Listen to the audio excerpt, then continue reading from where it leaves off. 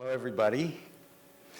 I would like to take you on a relatively short journey of survivals of two individuals that are my parents.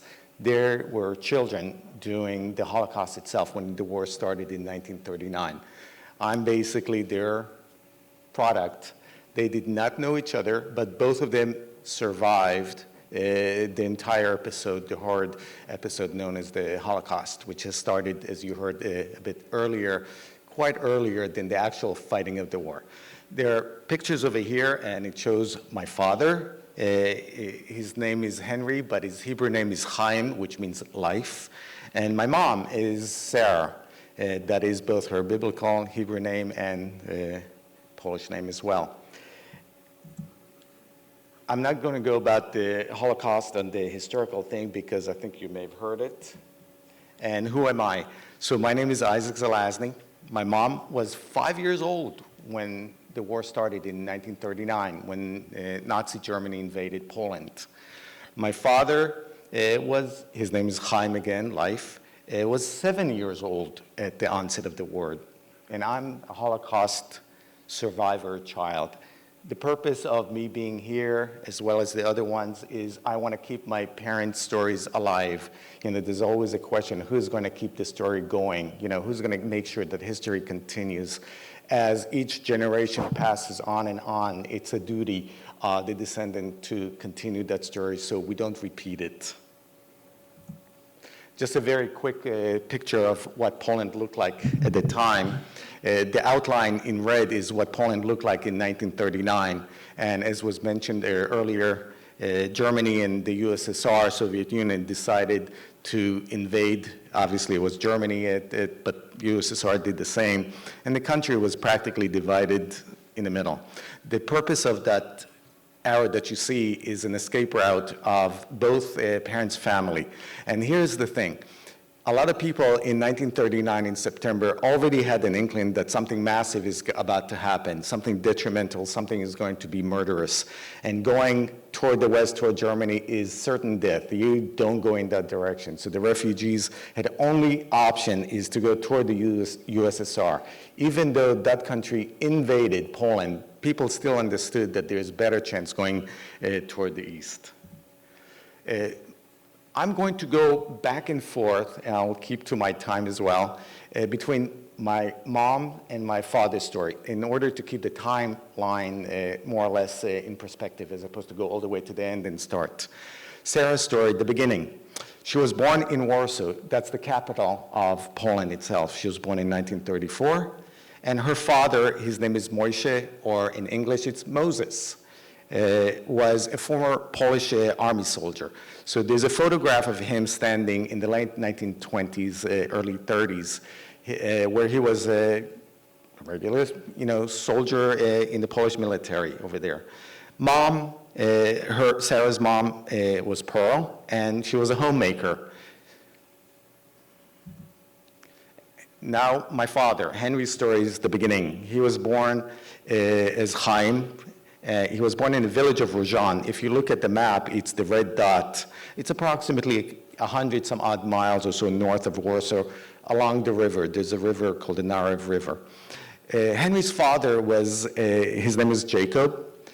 He was a master carpenter. He was a world traveler. He actually spent a good part of his apprenticeship in Brazil, learning how to understand the different kind of woods, trees, and so forth, learned the fact. So he was quite away for many years.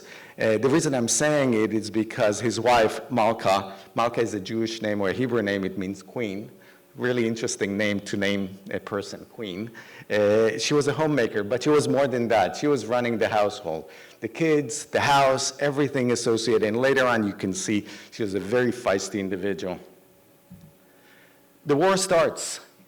Germany called it Blitzkrieg. Blitz is a lightning, Krieg is a war. It happened in 3 weeks. Poland was capitulating in 3 weeks. It was something completely unheard of in the annals of warfare. Nobody ever, especially if you look at World War I, where you have trench warfare, it takes years and you hardly move a couple of feet. Here, the entire country basically is taken over in 3 weeks, and it's over. Here's a photograph of a German military marching right into Warsaw. And it's really interesting. Every so often, and I had the opportunity to go to Poland, to Warsaw in December, walking around the same streets, and you can see that, 70, 80 years before, German military was right there. So it looked like everything is going to be organized or whatever, but it's not turning up. Here's what's happening. Henry is shot. Imagine a 7-year-old is being rounded up in a town. He spent the summer, because this is in September. So school was sort of like just about getting ready to go into session. So he, along with a few other Jews in the town, were rounded up, put together. In addition, the Germans also went in and talked to the local populace and asked, who's a Jew? And the local population identified, that person is a Jew, that person, and they yanked everybody out. What happened is that specifically with my dad, he, along with many other Jewish people, were collected in the town square and were machine gunned. I mean, 1939, we're talking about September, October timeframe that he was shot. He was shot to the point that later on, and I'll explain, he lost a good portion of his shoulder. What happened is that after the German soldiers left the bodies in the town square, the local population started looking and seeing what's going on, and they could hear some noises, some sounds, because not everybody were killed right away. And one of them was my dad, my 7 years old. He is bleeding over there. His body is riddled with machine gun bullets and so forth. And one of the local people actually took him to the hospital. The hospital was in the town of Pultusk. Here's a document, actually, that was documenting, and it's in German. By the way, it's very difficult for me, even though I know some German. This kind of handwriting, especially, is sort of like a Gothic, old-fashioned script. But it shows very clearly that my dad was there in 1939 on October 12. But here's the thing, is that even though this was a Polish hospital, it was taken over by the German military. The German military came over and controlled it. And basically, this stranger takes my dad, my 7-year-old kid, and brings him to the hospital, basically says, I found this kid. What can I do over here? And they patched him. They basically patched him to the point that he's not going to be dead right away. And he stayed in that hospital for approximately 30-some-odd days. His father, Jacob, my grandfather, because he was working remotely, remember I said he had all sorts of jobs, being a carpenter, he was in different locations. Upon hearing what's going on, he rushes toward the town of Pultusk and to the hospital. But here's the danger. If you say, oh, that's my son, and you're being identified as a Jew, game is over. You are not going anywhere after that. But my grandfather did not have the appearance of the stereotypical Jew with, the long hair, with the hat and so forth. He also spoke perfect Polish in the local dialect. He also made sure that he will not understand any German soldiers, because German soldiers speak German. German is very similar to a language that Jews in Eastern Europe called Yiddish are using, and it's a Germanic type of a language. It's a mix of German and Hebrew. So if a German soldier talks to you in German and you understand, odds are that you're Jewish, or you're from German descent, which is highly unlikely if you're being shot. So he made sure that he's not identified as a Jew. About 30 days, some odd later, he sneaks in the middle of the night, and he basically smuggles my dad, his son, a 7-year-old son, in a burlap bag. He puts his son in a bag, ties it up, hoists it sort of like, clothing, and in the middle of the night just escapes out of there. Before he did that, he told Malka, his wife, to take the children and go toward the town of Bialystok. This was on the border with, at that time, was Russia. That was their meeting place, and they're all going to meet over there.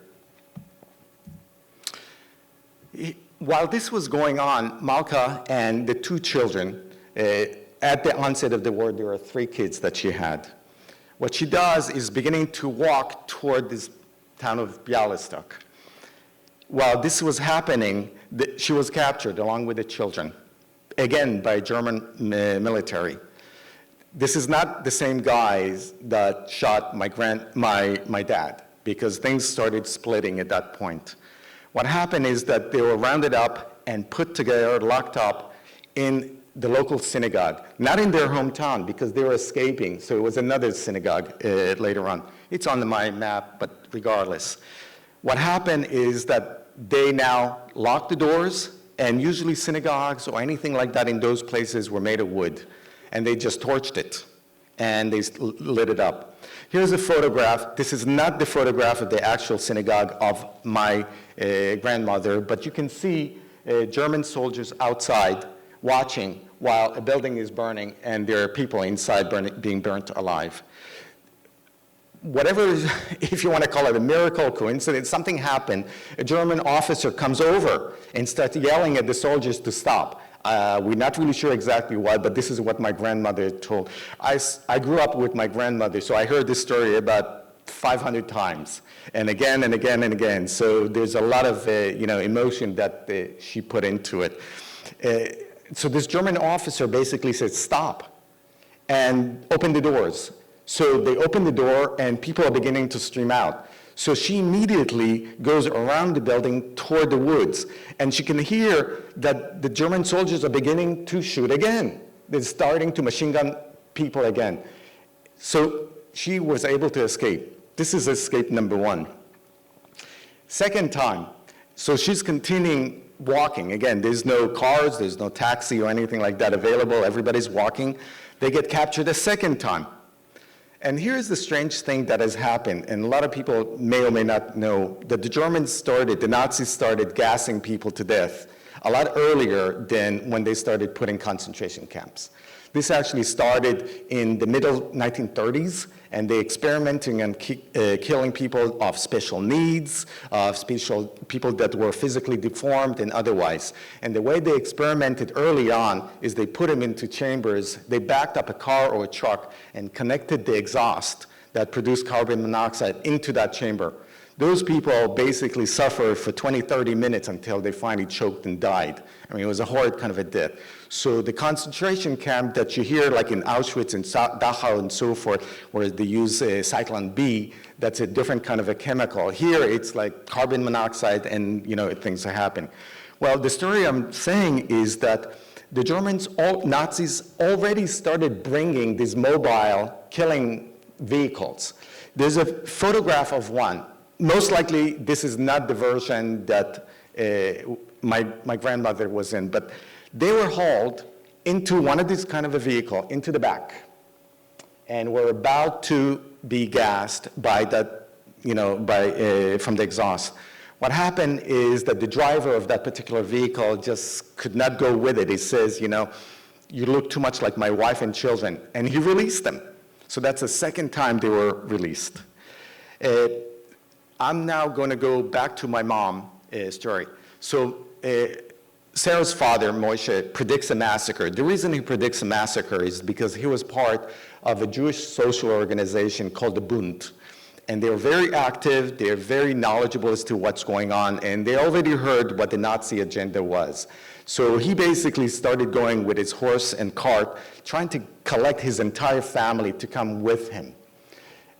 Unfortunately, only 2 of his siblings and their family joined, and the rest of them, out of 8, altogether brothers and sisters, the rest of them perished because they did not come over. They did not come and escape with them. This is basically the area of escape.